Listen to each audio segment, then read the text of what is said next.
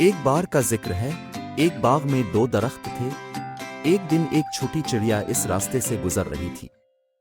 اس نے پہلے درخت سے پوچھا، یہاں بہت زیادہ بارش ہونے والی ہے، تو کیا میں اپنے اور اپنے بچوں کے لیے تمہاری شاخوں پر گھونسلہ بنا سکتی ہوں؟ پہلے درخت نے چڑیا کو گھونسلہ بنانے نہیں دیا۔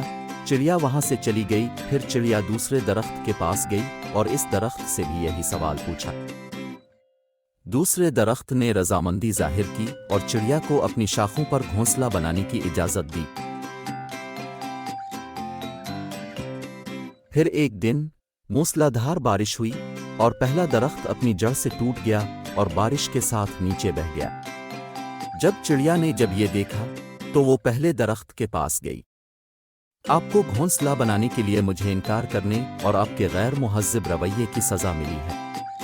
لیکن درخت مسکرایا اور آہستہ سے جواب دیا، پیاری چڑیا، مجھے پہلے سے ہی معلوم تھا کہ میری جڑیں کمزور ہیں اور اتنی بھاری بارش میں کھڑے ہونے کے قابل نہیں ہیں۔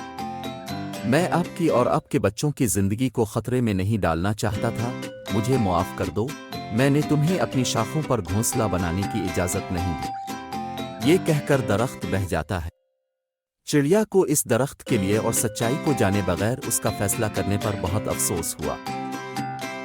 کہانی کا اخلاقی پہلو یہ ہے، کتاب کو اس کے سرورق سے نہ جانچیں۔